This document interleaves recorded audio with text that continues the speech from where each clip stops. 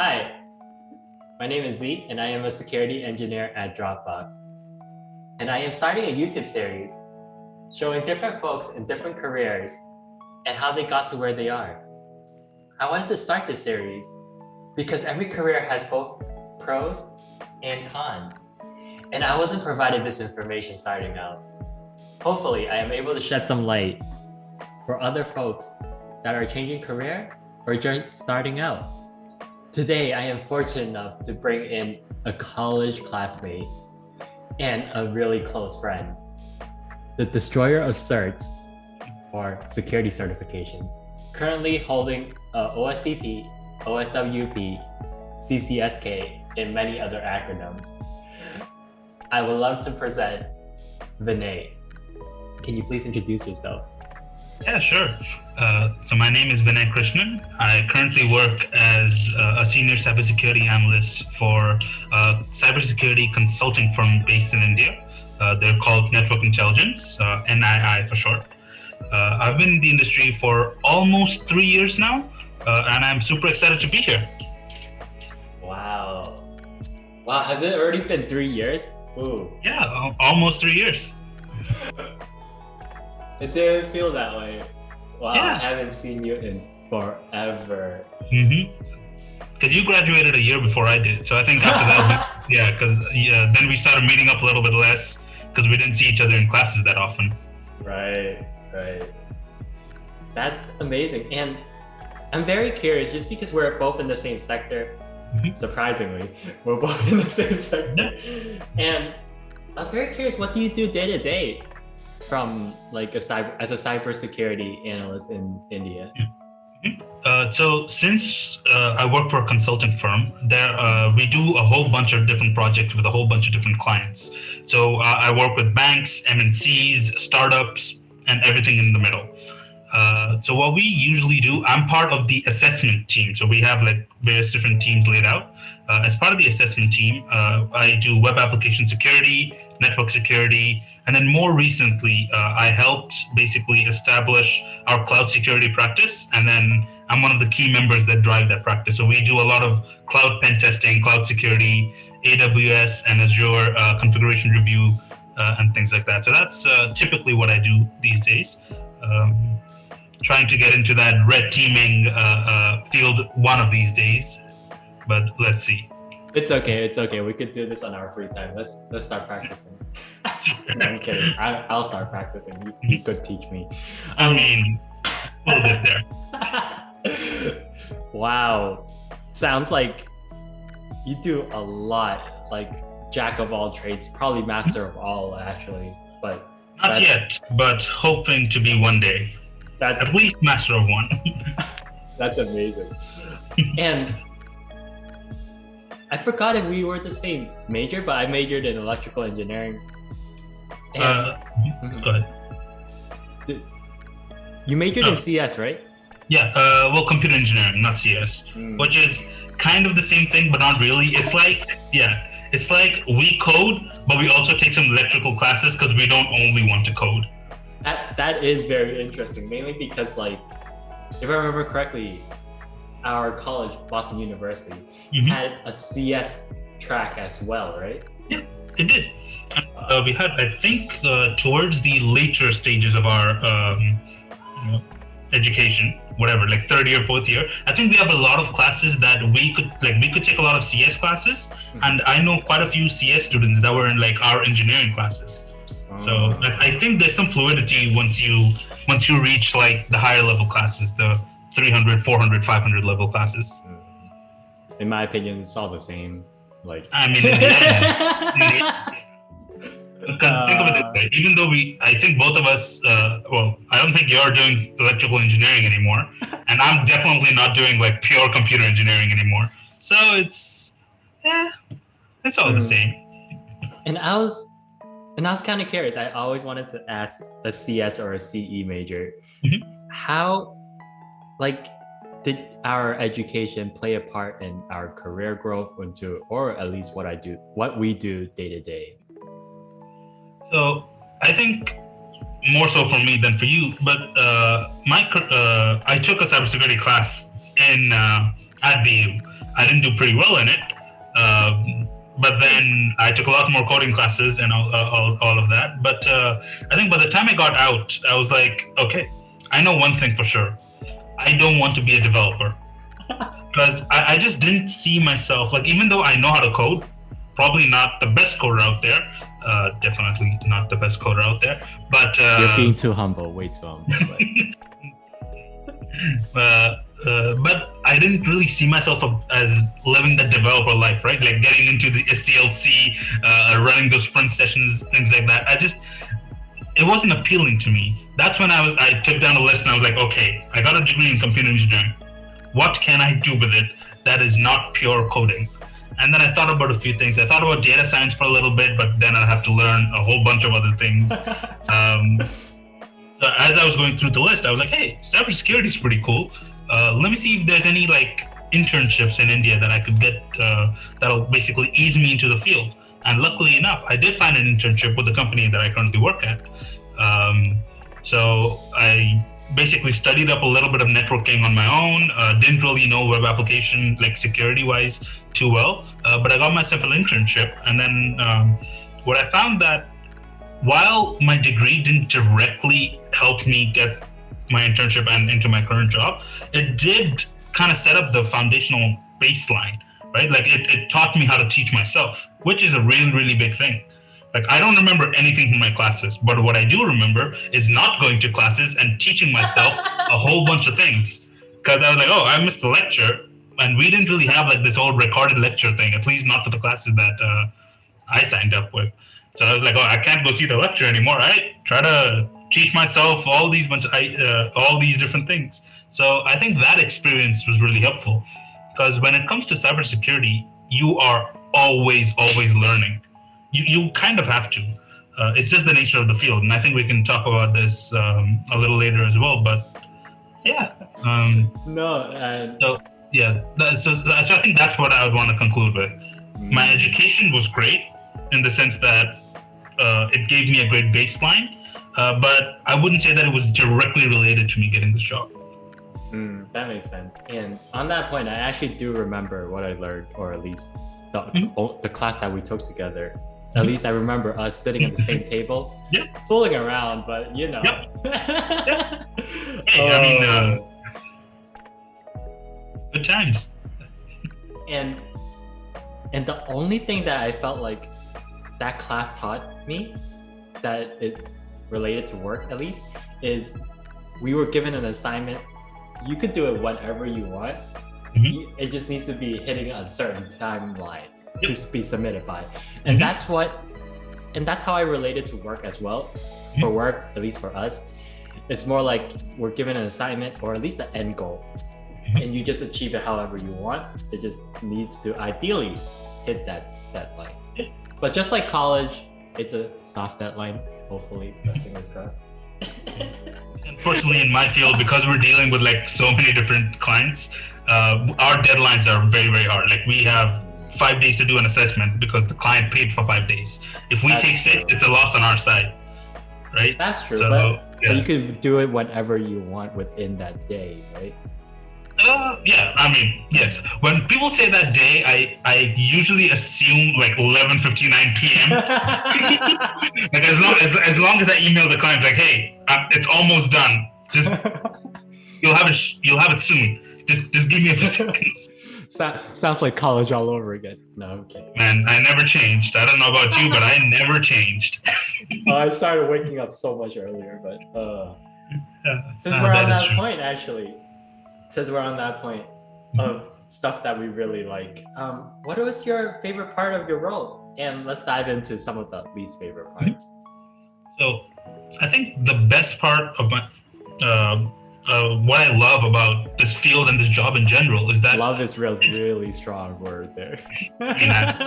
Let's say, okay, what I like about it enough that I've decided that cybersecurity is probably what I'm going to be involved in going into the future. Is there's a little bit of a gamification aspect to it, right? Like I love playing video games. I love that whole like, oh, let me figure this thing out. Let me crack the puzzle, that kind of thing. And I feel like I see a lot of that once you cut out all what's the word? All like the organ. I'm not sure how much we're allowed to be crass with this, but all the bullshit that comes with like working in a company in an organization. It's there's like at the end of the day, we're given like a web application or a network, and we have to crack it. We have to somehow compromise it. It's a little bit of a game, and I love that because you're like, oh, you get to try different things. You have to read up on articles to see how other people do it, like a little walkthrough, and try that on your own. So that aspect of it is really, really fun, and I think that's what convinced me to be like, yes, I can do cybersecurity. Like I think I like this field enough to stay in it. So I think that's that was pretty fun. I think the second thing is what I learned. Even though I got into cybersecurity directly, like right after college, I got the internship and I turned that into a job and I'm working. I know a lot of people that didn't really start out in the cybersecurity space, and people usually don't start out in the cybersecurity space. You're usually like a network admin for a couple of years. You're managing databases. You're doing something in IT, not necessarily pure IT sec. And then usually they transfer over. And what I love about cybersec is that all those skills are transferable, because your knowledge in network administration is going to help you in cybersecurity. Your knowledge in maintaining databases and writing database scripts is going to help you in cybersecurity. So I think that aspect of it was is something that I really like. That I feel like nothing you've learned ever really goes to waste here, as long as it's within the IT sphere. Like maybe if you're majoring in philosophy, maybe it's a little bit different, but. Yeah, in that sense, I think that I like that it felt like nothing I did, like even like I said, I didn't want to get into coding, but I knew how to code. It's a good thing you know how to code, because are you telling me the skills are transferable? Are you telling me you don't like to grind leak code all day like I do? No, I'm kidding. I'm kidding. But yeah, I really resonate with that actually, and especially when you mentioned the constant changing field. I mean, the defense could be X one day, and then it could be changed to Y, and then it's a whole new ball game. It's a whole new puzzle for you to solve, and that is very exciting actually. And since we mentioned a lot of favorite things, what are some of the least favorite for you? So this field, it's pretty easy to get overwhelmed. There is a lot of things to learn, a lot of things to do, and to survive in this field, you need to be constantly like brushing up, constantly learning. It's not like medicine in the sense that yes, people will die if you don't keep brushing up, but it is similar because people will lose a lot of money if you forgot about a certain exploit and didn't highlight it to the client and they didn't patch it, and then suddenly they're overtaken by like some sort of ransomware attack that you should have seen coming. So in that sense, like you can't drop the ball. I think with that in mind, it's not easy to achieve. Like you can't cut off from work. I think that's what I'm trying to say in the end. That possible? Sense. Can it be done? Definitely. Have people done it before? For sure. But it is difficult, and I think that's something to keep in mind, because there's a lot of responsibility when it comes to cybersecurity. Like not only when you're doing it for yourself, but because you're doing it for your clients who are in turn serving millions of people every day, and it's their data that might get compromised, and it's a lot to take in at that stage. So I think that's definitely my least favorite thing. That, and personally, I hate web application security. So anything there, it's just annoying. Like I do it, I just don't like it.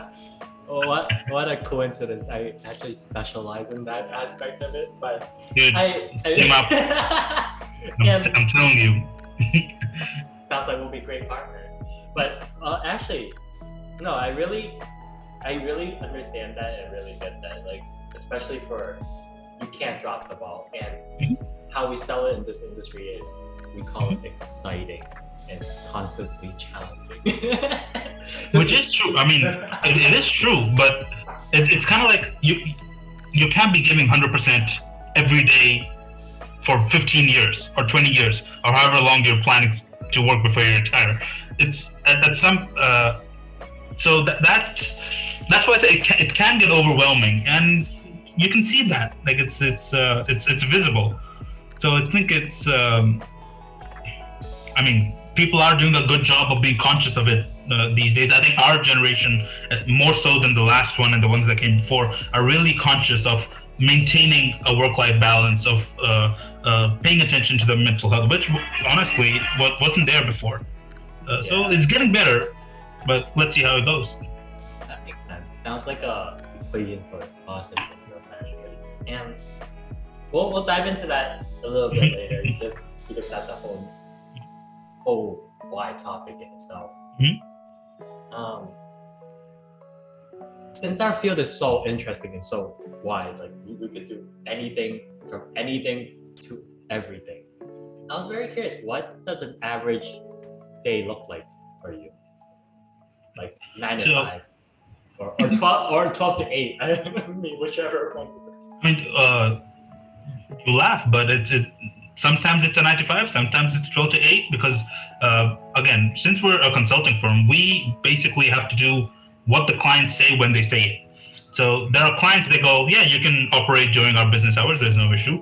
Sometimes the clients are like, no, during business hours, if you perform security testing, that's going to be an issue for us because it'll increase latency on the network, it'll whatever the reason is, right? So they'll be like, no, we need you to do it at night and weekends. So then we have to operate on nights and weekends. So that does change depending on the client, depending on the requirements. There's nothing we can do about it. And before COVID hit, we had a lot of on-site projects. So I used to spend maybe, let's see, if there's 52 weeks in a year, I used to spend maybe 30 weeks at a client location of those like work weeks. And that's with like different clients. Like I'd go from one place, finish the project in 5 days, go to somewhere else, do that project for a few more days. And then, I don't have a project to sign, come back to the head office. Maybe a project can be done remote so I can work from the head office. Then I'm out again. So that used to happen a lot because before COVID, clients were not really ready. Like they didn't accept work from home. They were like, why would I give you remote access to my network? That itself is insecure. You come here and do it. But I think COVID forced everyone to be like, no, you need to buy a VPN, and that's how everyone's going to operate, or you're not going to operate. And because of that, I think over the last 6 months to a year, I haven't had to go on site, which is great. And this time when we tell clients like, we'd like to do this remotely and all that, and they're like, cool, no problem. We understand. Here's a VPN pack. So that way it has changed. So I think we're moving towards work from home a lot now, which is nice. But otherwise, yeah, it's 9 to 5, but still sometimes things get a little shaken up. No, that makes sense. And I feel like the industry will stay that way in a while, just mainly because of COVID and the pandemic and everything. And I think once people see that they've made the change and it's working, I think they'll be more accepting of people that want to do full-time work from home, for example. I think that'll be a lot more acceptable. I think before that, when people said that, they used to be like, no, that's not possible. You cannot work from home. But now that COVID has shown people that, yeah, you have to and you will, so that means you can. That all sounds very interesting, actually. And for the people out there that's currently not in our field or cybersecurity field, and they want to follow your footsteps, what are some recommendations you will provide them? Like, for example, do X and don't do Y, and avoid Z, maybe.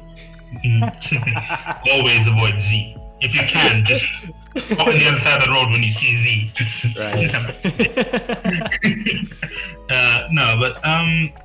So there's a few things, right? So if you are completely new to the field, if you have no knowledge of cybersecurity, you want to dive right in, don't be afraid. That's great. I work with a lot of people that don't come from a tech background, that did econ, that did international relations, things like that. So you don't have to be from a tech background to get into cybersecurity. Is it harder? Maybe a little, but it's not impossible. So I think don't be discouraged by that. And then to actually get a job in cybersecurity, unfortunately, there's a lot of gatekeeping. Right? Like if your resume doesn't have a few things. For example, like certifications is a big thing. The more certifications you have, and the reason why I'm trying to, like, I've got a couple and I'm trying to get a couple more, is because when you apply for a job in your resume and you have a list of certifications that the HR guy recognizes, then you're through the gate. Then you get an interview. And at the interview, you can impress people. But if you get rejected at the gate, it doesn't matter how knowledgeable you are if you can't show it on paper. Yeah. So, unfortunately, I'm sure it's like that with a lot of different fields as well, but that happens a lot here because let's say the hiring manager will put some requirements and he'll say, oh, these certs are good to have. That'll be included in the job description. And then if you show up with like, oh, I don't have a CEH or a CSSP or a whole bunch of other acronym, then you just get gate kept. I think that's a word. So that can be hard. So I would say there are a few certs that you could easily knock out the park just to again, like I said, just to like get your foot in the door. CEH is a big one. I believe it's pretty easy. A lot of people in the industry will tell you to kind of skip it, which is fair. It's. I don't think it'll add value to your knowledge, but I think it'll add value to your resume, and there's a big difference. Yeah? I think that's something you can get to like when people see the words certified ethical hacker, like, this guy's got something. So I think that's one big way to do it. Second, participate. The security community is actually very, very open, and they hold a bunch of events everywhere. So if you can attend Black Hat, which is like the big one, that's great. Talk to people. There's a whole bunch of, I think every city has like a branch. I can't remember what it's called, but it's it's called Null. I'm not sure if it's there in the US as well, but in India we have something called Null, which is and every city has like a branch. Every branch is headed by like someone in the cybersecurity industry. They organize talks, lectures, they invite guests, they organize CTFs and things like that. So that's something they should participate in, which is really fun. You can talk to people, you can see what other people are doing in the industry. So all those things are great. And finally, like I said, the whole gamification thing, there's something called Hack the Box, and there's also Vuln Hub. These things are basically vulnerable machines that you can try to break into. They are an excellent place to practice your skills. So if you do get your foot through the door and you're talking to the hiring manager or someone who's actually in the field and you mention these things, their eyes are going to light up and like, oh, tell me what you've done. How did you solve A versus B versus C? Things like that. So that's, I think that'll be something that's, you can also mention it on the resume if you, because they all measure this and you have the different ranks. And if you actually have like a pretty decent rank, you can mention that in your resume and that will shine through. So there's a whole bunch of things that you could do. And like I said, if you're not from tech, you don't have to worry about it. As long as you brush up on your basic networking web app skills, you can get a couple of these like certifications that are pretty easy to get. And once you get to an interview, it's all about you impressing them. No, that really makes sense. For the certs, I've heard about that in our industry. But however, just like all jobs, I'm pretty sure that if you have an Ivy League written all over your resume. Yeah, it's the same. It's the exact same thing. No. Because, I mean, I'm not sure how much we should be putting it down, but basically, we both don't have Ivies, so exactly. This has nothing to do with the fact that we don't have Ivies. Right. It has nothing to do with the fact that Harvard was right across the river and we didn't get in. Or MIT, right? Or MIT. Like you're not a hacker. This is MIT. purely empirical data now. But yeah. But it's all brand value, right? In the end, you're trying to build up your brand, and there are a few ways you can do that. One is by somehow getting in the industry and getting like 7 years of experience, which is great. You've made your brand. You've proven yourself by sticking around for 7 years. But for the guy that's just trying to get in, how can he prove himself? So certifications are a great, and there are some certifications are better than others. This is important to say. Don't just get everything and anything. Like I said, CH is a great, it's a good to have on your resume, but for yourself, not so much. There are quite a few challenging ones out there.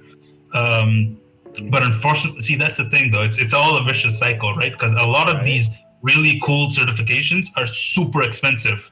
So either you shell out the money on your own, or like whoever you're working for will help you like with some sort of scheme to like maybe pay it back slowly or whatever their your organization has set up. So it's all a vicious cycle. If you don't have a job, you don't have the money to pay for the search, but you want the search to get the job. I don't know, man. No, it makes sense. Not only is it expensive, I'm pretty sure you're referring to some of the ones offered by Offensive Security. Yeah. They're expensive, and some of them are hard. Well, at least for me, it's hard. I mean, like, it might be easy. No, they are hard. No, trust me, they're hard. Yeah, I mean, they are. Like I failed the OSCP the first time I gave it, and then it was pure rage that it was like, how I cannot believe the day I got the result that I failed, I immediately said, when's the cooldown period? 4 weeks? I'm signing up the week after. I was driven by pure rage to get that. And what makes it worse is that they get progressively harder. Like OSCP is considered to be the entry level one. Trust me, it's not easy. It's not. It's really. And then there are things on top. There's like 3 new certifications on top of that, and then there's like another. It's. Yeah, and like it's so hard. It's so hard. Similar to the SATs. Well, to some people, SATs are a little easy, but like similar to the SATs, there's like a pre-SAT that you can study for, and for the OSCP, I found that similar because there were pre-study guides for the study guide, and it's wild. And I was wondering if you are willing to share, as an OSCP holder and OSWP holder, I was wondering if you could share some study methods or study resources you utilize when you were studying for the OSCP, so that our viewers out there can maybe without even getting the OSCP, they could study. Yeah, I mean, you can study all the time. But what I did was, because I'll basically break it down. You get a PDF which contains a whole bunch of, it goes from basic to what you need to understand how to solve machines for OSCP. You get that PDF from Offensive Security when you sign up for the exam. But what I would definitely recommend is that you have some background knowledge of your own. What I did was I didn't really take too many notes. I just signed up for things like Hack the Box and Hub and what's the other thing that I used? There's like Attack Defense Lab. There's all these like vulnerable boxes out there, and some of them are completely free. So I just did that, and I just started solving machines. So that, and then I made my like own notes based on it. Like, oh, I couldn't get this. Then I read the walkthrough. I'm like, oh, this guy did it this way. There's apparently this new tool. So then I wrote a little note like, this tool can be used to unserialize this type of data, whatever, things like that. Like, this tool can be used if encryption is weak. So look for these things. So I made my own little notes that way, but not really from the document itself.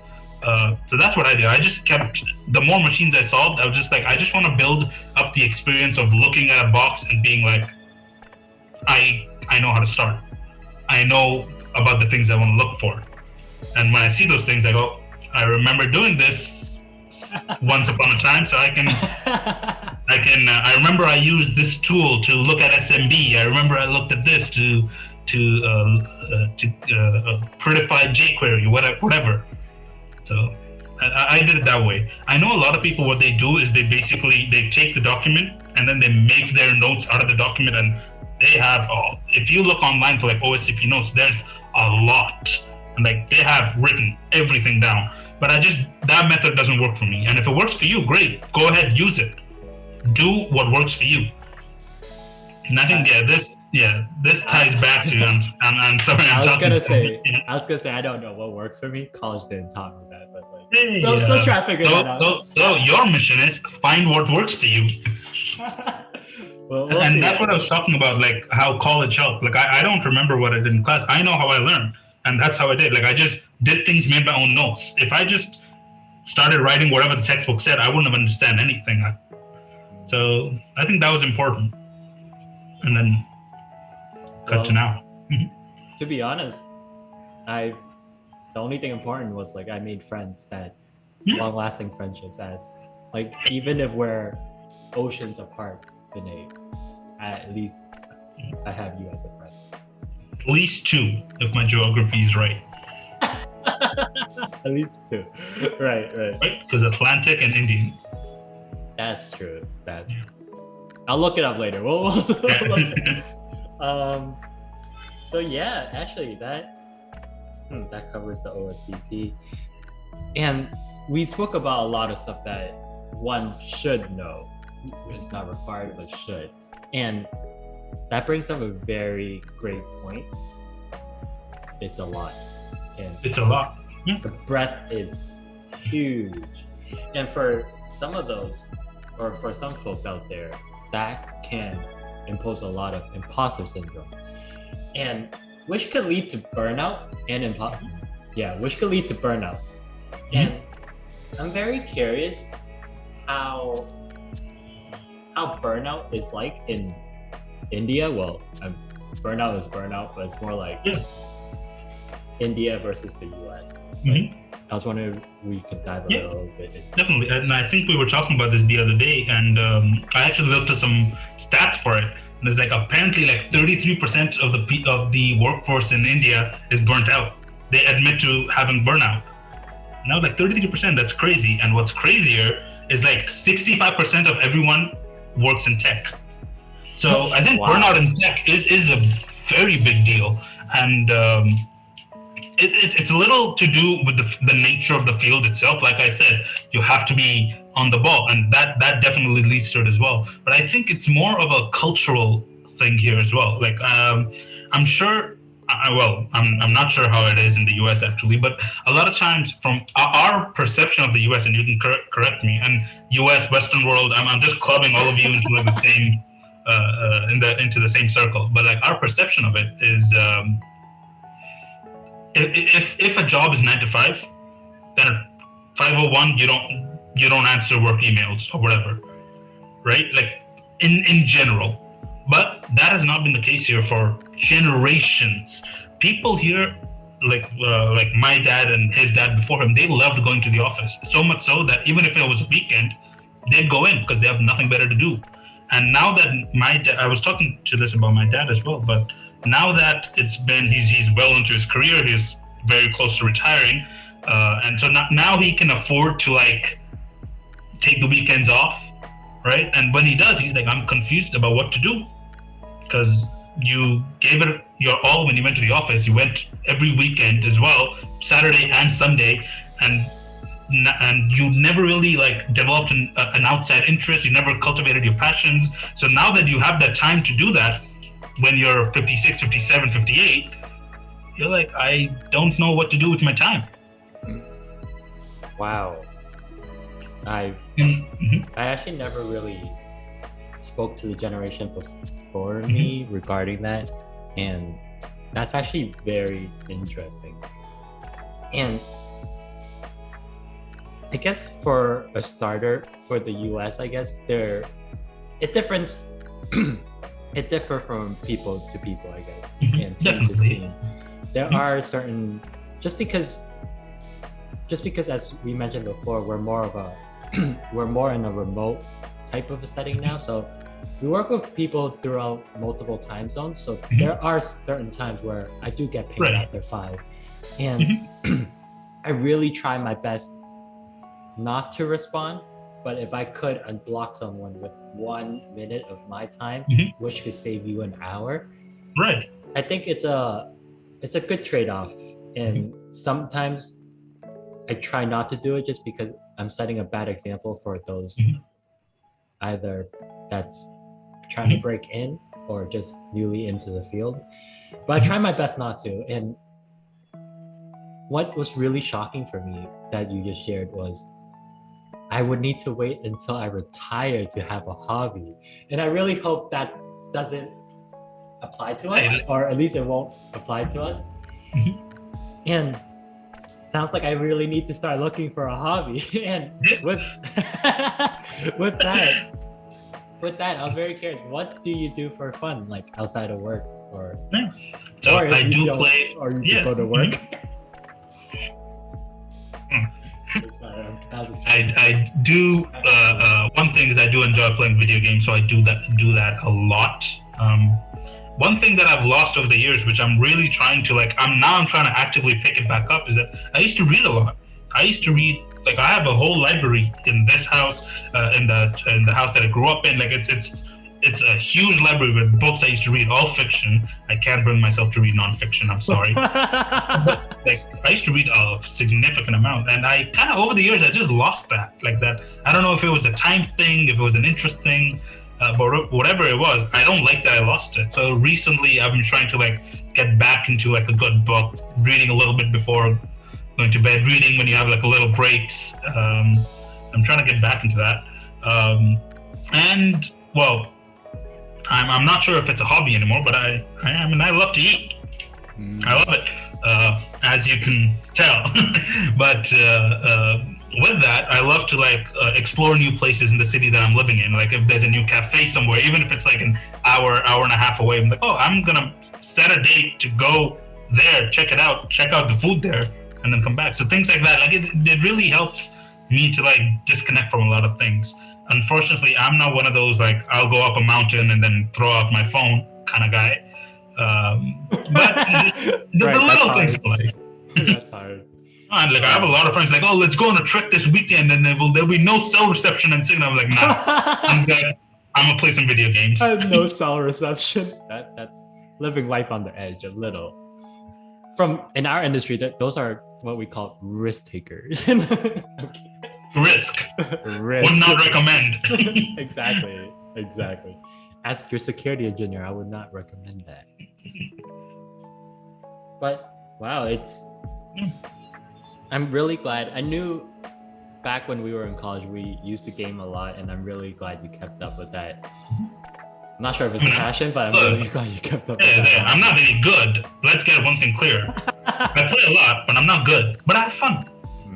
That's true. We'll go pro one day. Maybe when we retire, Still time, bro. There's still time. We can make it. We'll go pro sooner or later. And beat those 15-year-olds.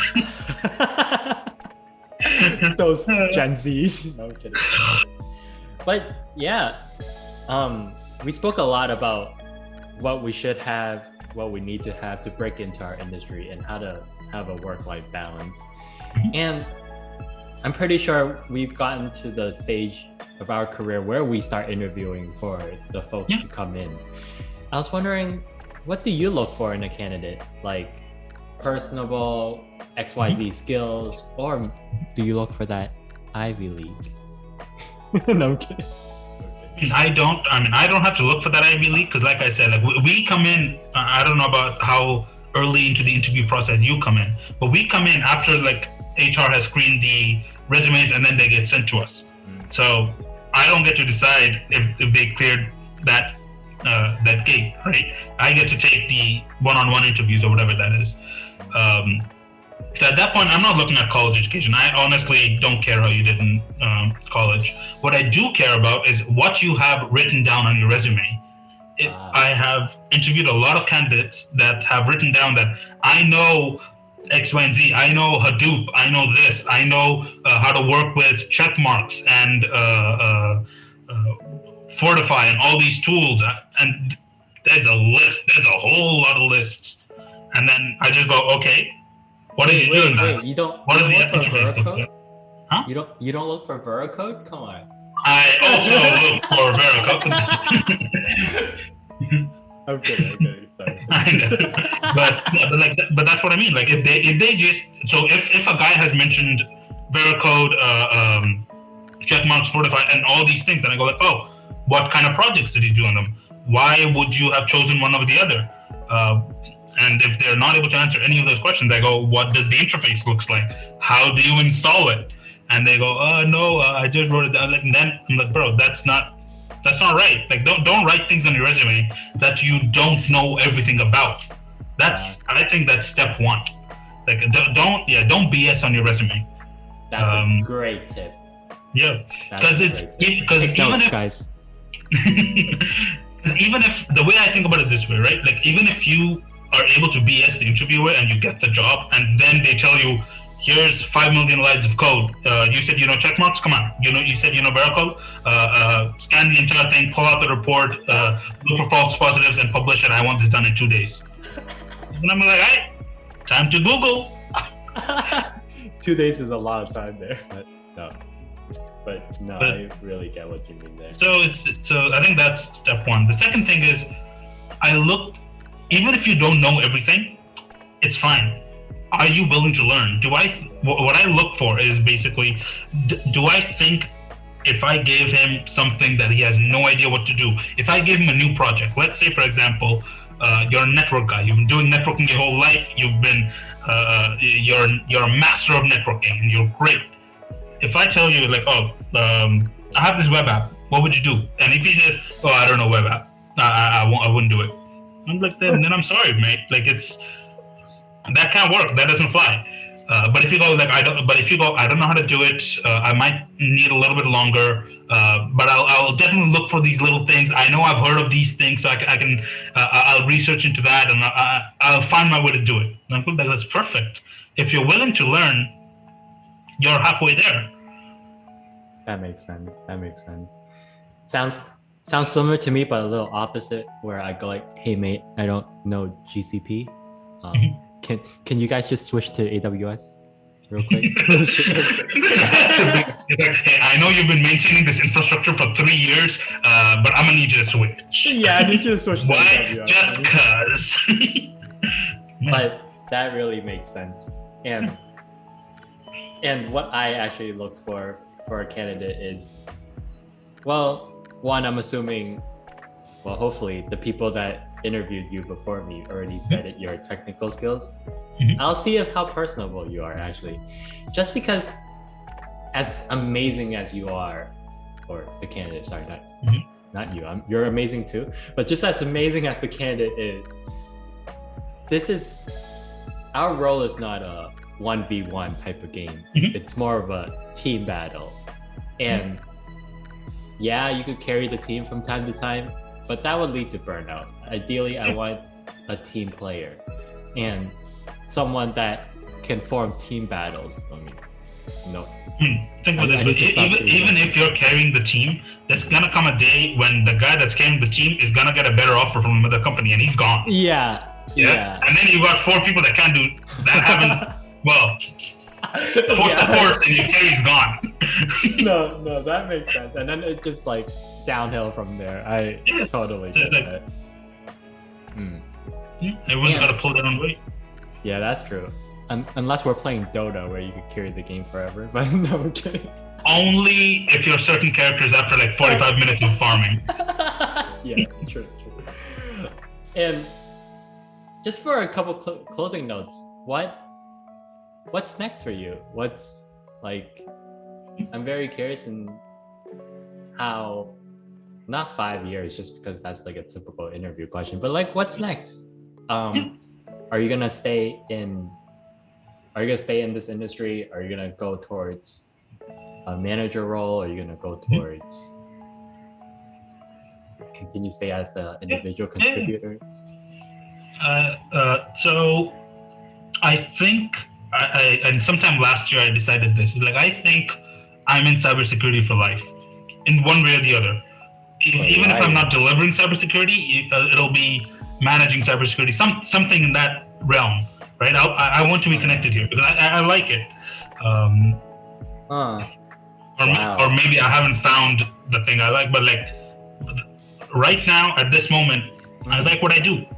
I am in the midst of transitioning employment. So I've been working for a management firm, but I'll be switching over to a much smaller team, a much smaller company I'll be handling security in-house. So that's what I'm doing for the foreseeable future.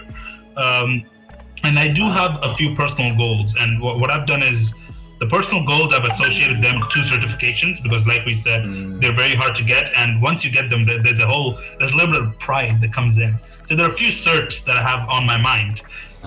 Eventually, I'll get the CSSP.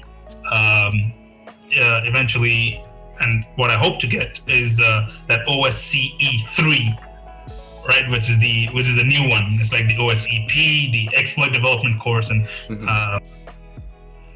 the web app. But yeah, let's just skip the web app. That's not important. But unfortunately, they don't give you that cool badge if you don't do all 3, and the whole thing. That's what the badge was for. Oh, okay. You gotta do all 3. That's why they have that little 3 on top, because it's like, oh, you did all 3. Oh, that's what that was. Okay, I saw that floating around the other day, and I was like, so I think in terms of technical skills, that's the level I want to reach to be able to do those certifications, because they're hard, and they are definitely hard. But I think once I'm there, I'm not sure, because I have given some thoughts, like maybe there's some entrepreneurial idea, but I'm not really sure how much I want to commit to that. I'm not sure if I want to. Wait. As much as we're in a remote world now, I would maybe someday we could. I actually really like the idea where we could like start something similar to how we did in college. Maybe we could be maybe not like how we did in college, where we did everything like the day before it's due, and we're like. Okay, for context, I'll explain to you guys why this is funny. Because we had a class where the professor said every assignment that he gives us every week is not due until the last week of class, and it's due with the final project. And guess what we did? Because we did not do it week to week. What? We did a semester's worth of assignments in 2 days. What's due that day? We do it that day, guys. Just keep that in mind. Due tomorrow, you do tomorrow. But that was great. But no, I really enjoyed how we partnered up in those classes and those projects. Actually, I really missed the times where we got to work together side by side. Well, maybe not like towards midnight and like 4 a.m., 3 a.m. just running on coffee. But I really do miss those days where we get to work together.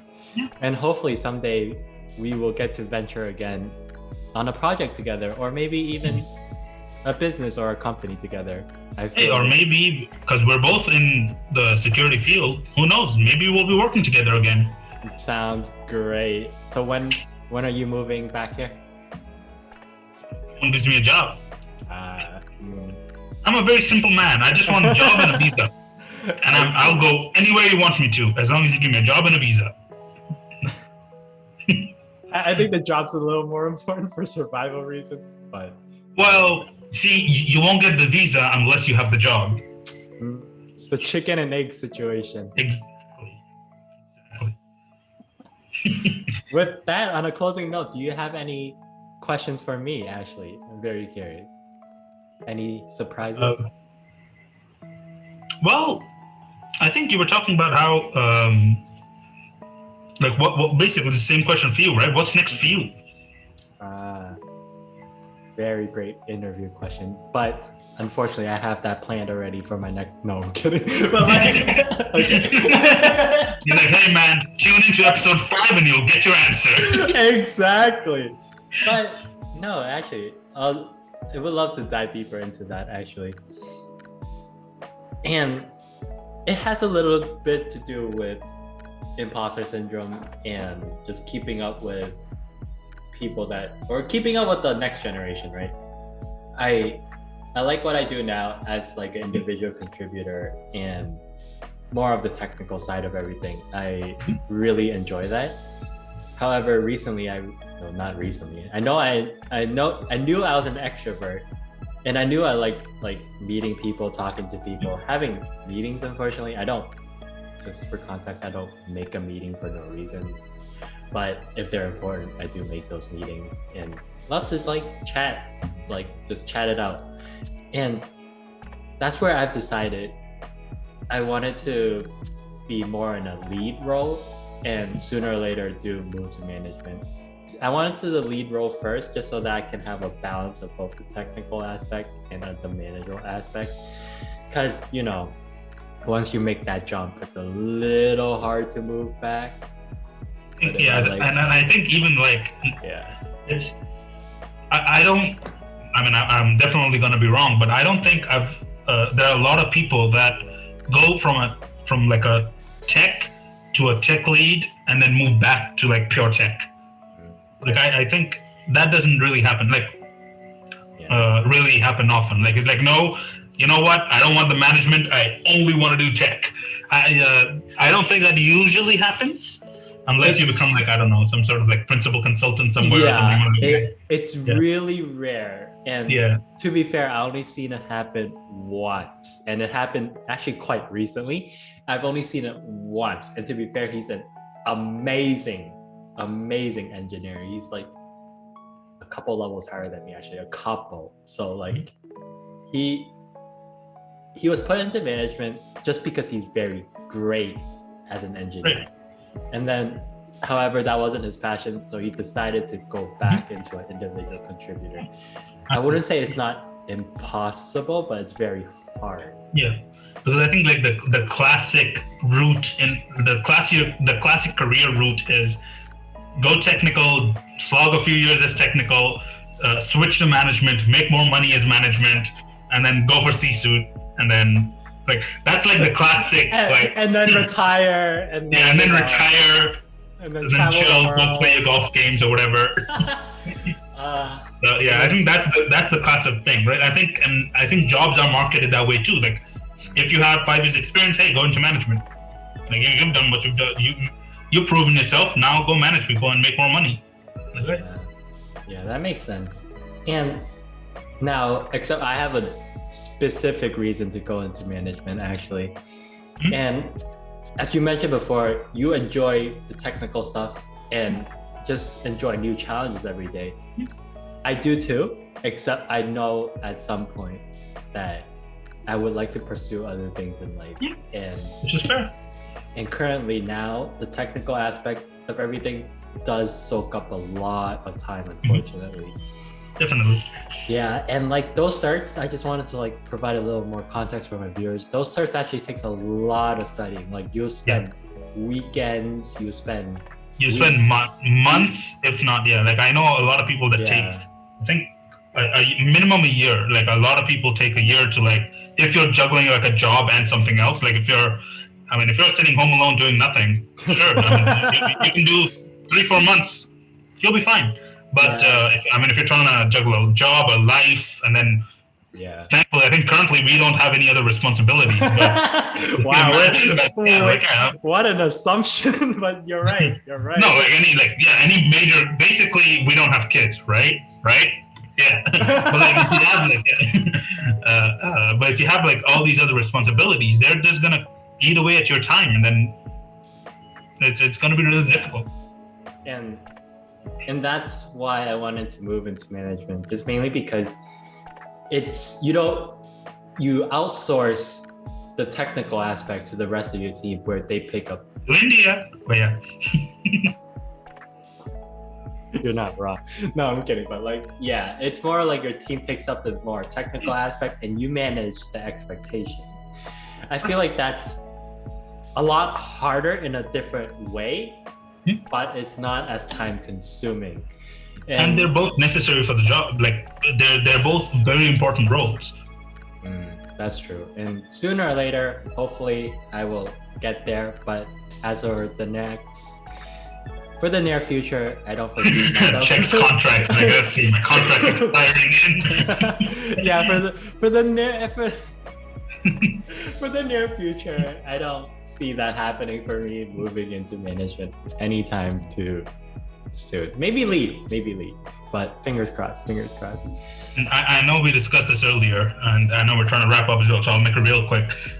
If you're trying to move into management, are you also considering higher education in that field? Example, MBA?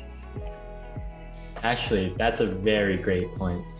I unfortunately don't see the need for it in our industry, actually. Unfortunately. For certain other industries, maybe, like as an example, mechanical engineering or electrical, yes. But for management, specifically managers, right? We're gonna tackle that first. For managers, I don't feel like that's necessary. Just because there's so much opportunity in our field right now. We're constantly hiring and we're constantly having turnarounds for managers. However, once you get into the director or VP or even the C-suite, that's where I feel like those roles are more competitive and you will need a competitive edge, like an MBA or as you mentioned, you need a higher brand value.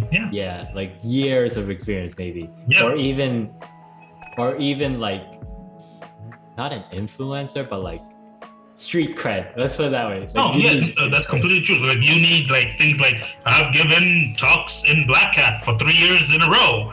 Okay, that is street cred in our industry. Yeah, and I was very curious. That's more for the US specific. I was very curious. What do you think to get into a management role? Do you think an MBA is necessary for in India? I think no, but culturally that's not like it's. I'll tell you what it is. Like, the cultural thing here to do is it's a very classic thing. A, become a doctor. B, do engineering, work for 2 years, get an MBA, work for Big Four. Big Four, like the consultant ones. Yeah, the consultant ones. Yeah, that's like the classic route, right? It's like work for Big Four, get into a decent position, and then the company will send you to different countries. It's in the UK, US, wherever. Yeah, Hong Kong, Singapore, wherever the company sends you, and then build a life. Like the classic move, which is why I think, and so one, I don't like that. If you might have guessed, Don't go to China. We're a little too many time zones apart. Come back closer to the US. Yeah. But that's what people classically do, which is why there are a lot of MBAs here. And I don't, like you said, I don't think in our field, I don't think we need it. I don't think it's necessary. Even if you get up to management, if at that point you somehow think that, yes, I believe an MBA is worth it, sure, go for it. It's your money. No one's going to say no.